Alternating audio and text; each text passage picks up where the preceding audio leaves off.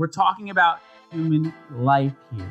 And there is no room for error, especially not allowing a system that gives you space for error, that allows for mediocrity when we're talking about life and death situations. And that's the grand gist of all of what we're talking about here. George Floyd getting justice in this case. Derek Chauvin being convicted of murder. It's an incredible step. But once again, it's just a Band-Aid on a much larger wound.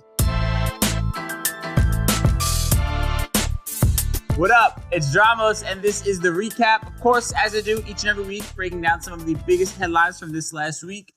Switching up just a little bit this week. I'm not going to be bringing on a guest. I'm going to be flying solo. And it just felt right, man, with all that's happening.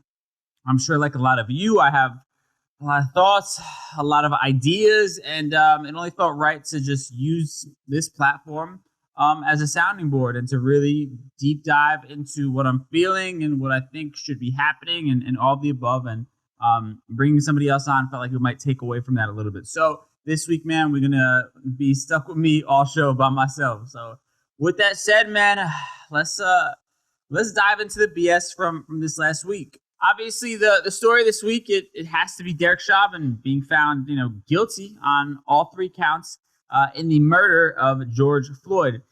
Now, of course, it's a relief to see some accountability like this, but I honestly can't say that it felt the way that I would. Hearing that verdict, I didn't feel the way that I thought I would. I mean, I can't help but kind of feel a bit numb to it all at this point, and honestly, that's pretty disappointing. I mean, like, I don't think I've felt disappointment like this since 17-year-old me finally got his hands on the full Kim Kardashian sex tape, only to find out that it was more Ray J than Kim K. And it's like, okay, I'm glad I got to witness it, I guess, but it definitely didn't satisfy me.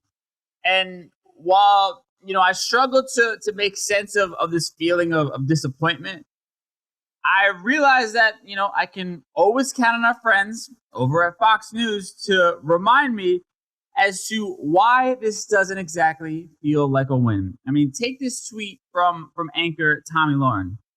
So she says, "Is the Foot Locker safe tonight? Should be, right? Justice, right? No need to steal in the name of George Floyd anymore, right?" Yes. That's why I'm not quite satisfied. It's because not only does racism, but also just flat out evil, not only do both of those things still exist, it's even given a platform and paid very well to poison the minds of millions of people in this country with hate. A man's killer was brought to justice, and your first instinct is to turn it into a conversation about looters? Disgusting people like Tomi Lahren make it painfully obvious that we still have so much work to do in this country. And don't get me wrong, the conviction of former police officer Derek Chauvin, it's amazing, right? I mean, but it's only a Band-Aid on a much bigger wound.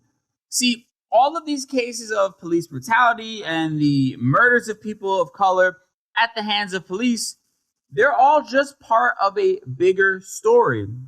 And it's one that involves the police, but also one that involves the society that not only empowers them, but also nurtures their bias and their hate. Now, I know it seems like I'm always, picking on Fox News for being a trash media political gossip outlet that parades around as an actual news channel. And yes, they are, in fact, trash and all of what I just said. But to be fair, there's also a lot of trash going on at places like CNN and MSNBC. I mean, for me, though, I focus on Fox News because I think it's an amazing case study as to how a large part of our society views people of color. Now, let's take a look at the case of Adam Toledo, right? He's the 13-year-old who was shot and killed in Chicago by a police officer last month. I'm sure we've all seen this case at this point. Now, Sean Hannity of Fox News was on his radio show, and he was discussing the case. So let's take a listen to how he describes 13-year-old Adam Toledo. We are awaiting the release this hour of Chicago police body cam footage that captured the fatal police shooting of a young 13-year-old man by the name of Adam Toledo. Oh, can you play that one more time? I want to make sure everyone at home, they got that. That captured the fatal police shooting of a young 13-year-old man by the name of Adam Toledo. Yeah, that's right. He's describing Adam Toledo as a 13-year-old man. Now, keep this in mind as we flash back to Sean Hannity Show on Fox News, as his guest discusses 17-year-old Kyle Rittenhouse, who murdered 2 people and shot one other in Kenosha, Wisconsin during the protests. Let's check it out. You've got a little boy out there trying to protect his community. Should he have been out there with a gun? No. But should he have been charged with murder? We just don't know yet. And they charged him 2 days later. Now, let's run back one more time for the people home. Let's run that clip back one more time. You've got a little boy out there trying to protect his community. Yes, she said, you've got a little boy out there trying to protect his community. Now, I've never been good at math here, but if I'm not mistaken, 13 is younger than 17, and 17 is actually much closer to 18, which is actually the legal age considered to be an adult in this country. I could be wrong here. Again, math, not my strong suit. So, you correct me if I'm wrong here. Now, for the audience playing along at home, I've got a little riddle for you to solve. You ready? Okay. You've got 2 people, both on the age of 18. One described as an adult, the other a little boy. How is this possible? Okay, I'll give you a second to come up with your answer. I know, this one is tricky, so please make sure you're thinking really hard about your answer. Okay, I want you to think extra hard about this one. We don't want to make any mistakes here. Remember, I want to hear your final answer on this tricky little riddle I've got for you. Okay, ready? All right. Well, if you guessed, it's because one of them is white and one of them is a person of color. Congratulations! You're the grand prize winner in a game we like to call It's 2021, and somehow people are still racist and are given a platform to be racist on and are paid lots of money to be racist. Now, of course, that's just a working title for this game for now, but I think you get the point. Now here's the problem, because a lot of people love to say things like, well, people should be smart enough to make their own decisions and not be influenced by people on TV claiming to be experts. Okay, and to that I say, we have to remember that there are a lot of stupid people out there. That's just a fact. I mean, and in a world where we have people like this walking around, I'd rather not leave anything up to chance. What's going on with Tom Hanks? So you guys just want me to explain everything today, huh? Dude, it's all suspicion. That's suspicion. How do you know that Tom Hanks has How do you anything to do not with this? know? You're Proving it reporting a negative. non-fact because How you do you don't prove know it the negative? information. You're saying it's But a neither- fact that they're not. But neither do you. We're in an impasse then because we're reporting literally the same thing. But neither do you. But you have him on your sign. You're calling him a pedophile. Yes. But you don't know that for a How fact. did they get to that position of power? You see, there are millions of people who tune in nightly to hear rhetoric like the one I mentioned on Fox News. I mean, some of those people, they have kids and they pass that information and mindset down to their kids. And even scarier, some of those viewers, they're police. And yes, I'm talking about the people that are armed with guns to protect and serve, are ingesting that kind of nonsense and just blatant hatred. You see, Kyle Rittenhouse, who's the 17-year-old who murdered 2 people and injured one in Kenosha, Wisconsin during a protest, he actually raised $500,000 in donations after his arrest. Yeah, I'm not kidding. $500,000 in donations were given to him after he murdered 2 people, okay? And if that wasn't bad enough, when a deep dive was done into the identity of some of those donors, it was found that a number of police officers actually donated their hard-earned money to this murderer. Like, are you starting to see my point here? I feel like it's got to be pretty crystal clear as to the state of the world that we live in right now. Also, side note, we as citizens, we pay the salary of the police, right? So that means that many of them used our money to donate to a murderer. Sound kind of messed up? Yeah, that's because it is. Like, if anyone is going to be spending my money on meaningless nonsense, it better be me. Now, since we're talking about police officers, let's dive into the other part of this bigger wound that needs healing in this country. As we talk about things like the media and honestly even just the right as a whole, who reinforce history and have influenced people to have racist and even extremist views, it's easy to see how these ideals have influenced the way that many police do their jobs. I mean, now I think it's painfully obvious, to see that from these cases, most police officers right off the bat instinctively view a person of color as a threat. I think we can all see that, right? Like, we have to admit that white people's interactions with police, they tend to be just a little bit different, I think, right? We can all agree on that. And if you're watching at home and you're like, Dramos, you're full of it. Well, allow me to give you some examples then. Since it's fresh in our minds, let's look at George Floyd, who was detained by police for allegedly using a counterfeit $20 bill. Now, this is how his arrest went. Man, I can't breathe in my face. Just get up. What do you want? I can't breathe. Now, in comparison, let's show the arrest of Dylan Roof, who murdered 9 people at a church in Charleston, South Carolina. The French door refrigerator, only $9.99. An LG 55-inch TV. 704-550-4122. And if you don't respond to the medication on the phone, Gotta say, I mean, how nice are those police, right?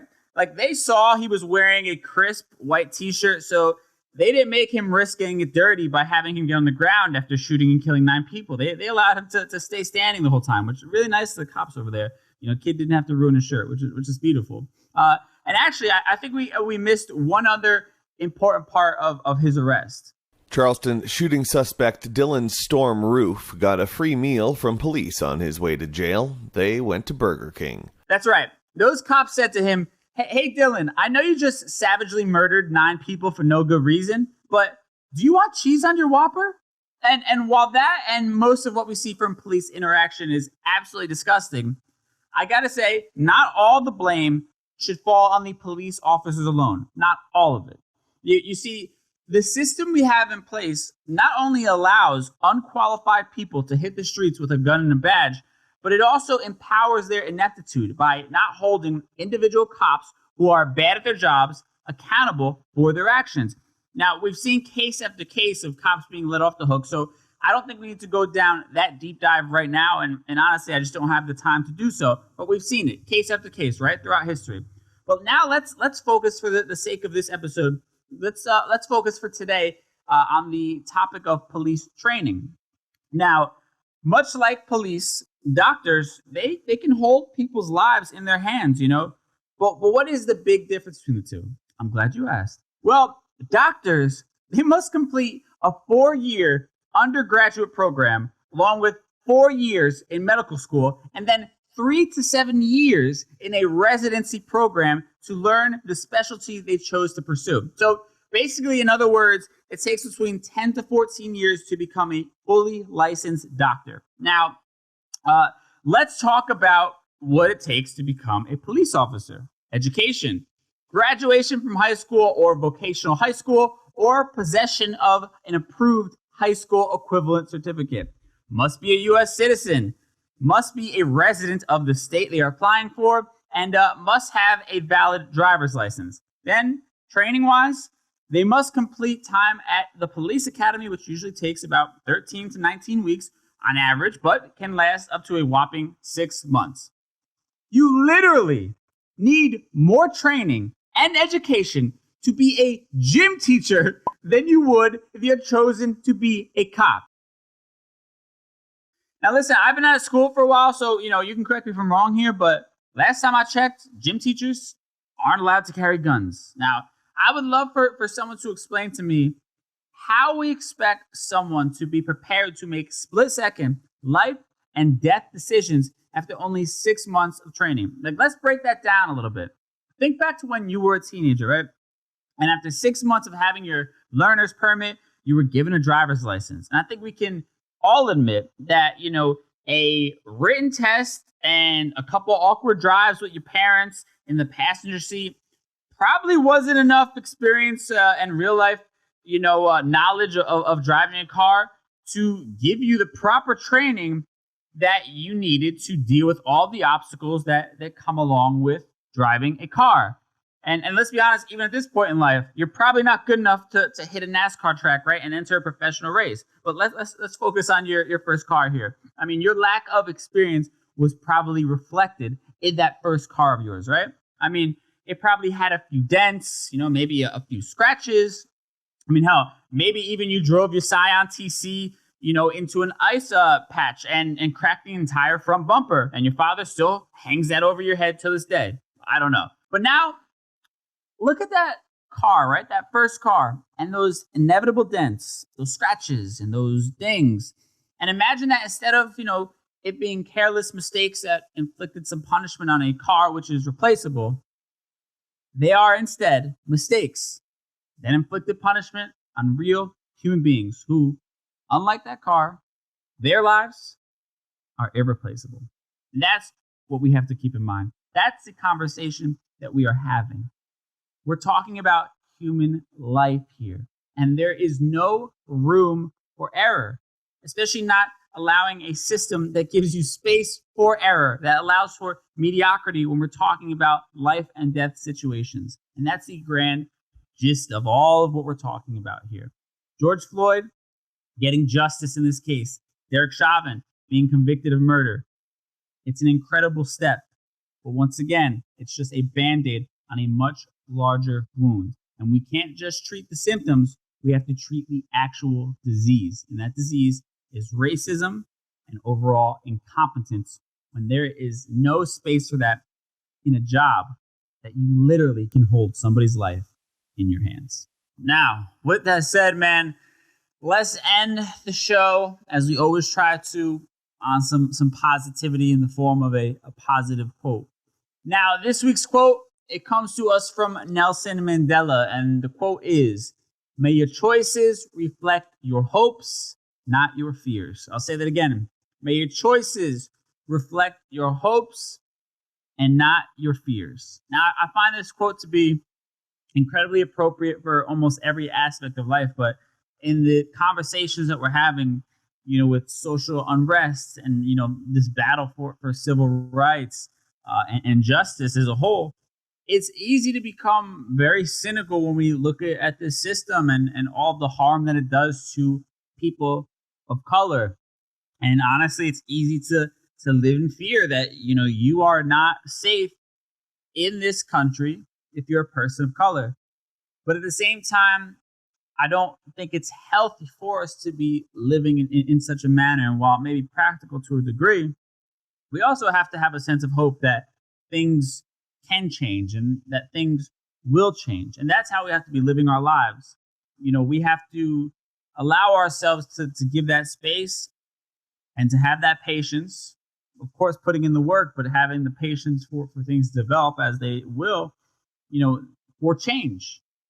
We can't just sit here and allow ourselves to succumb to the fear, succumb to the negativity, and just put our heads down and live life in a tortured manner or live life in some sort of hopeless way, thinking that this is the way things will be forever. Hope will get us through this. And while I said the conviction of Derek Chauvin is a very small step, it still is a step, right? It still shows progression. The man was convicted on all 3 counts that he was charged for. That is hope. There is hope that we can develop a system and create so much noise that the system has to change and become one that is better and safer for the people of this country. So if there's one thing I want you to take away from all of this, it is a message of hope, and to carry that hope with you in your daily life, no matter how much negativity we see in the media and all these stories that are being reported and all these cases that are unfortunately continuing to happen. Carry that hope with you and allow that hope to guide the choices that you make in this life. And with that said, thank y'all so much for tuning into this week's episode. A little different than what we normally do. Usually I bring a guest on to kind of mix it up, but like many of you, a lot of things, a lot of emotions, a lot of feelings that were heavy on my heart this week, and I wanted to make sure I shared them with you, and hopefully, that provides you with a little bit of relief as well at home. Now, I want to kind of mix it up once again as we close out the show. We hear this idea, this talk, and these chants of say their name, say his name, say her name. And it's incredibly important to make sure that we continue to speak these people who have been victims of this police brutality. We continue to speak their names. And we make sure that we remind people these were human beings that were out there living their lives before they were senselessly taken away from us far too soon. So I want to end the show. Let's run the names of some of these victims that we've seen of police brutality. And before that, just want to say thank y'all once again for tuning into the show. I'll catch y'all next week. Bye.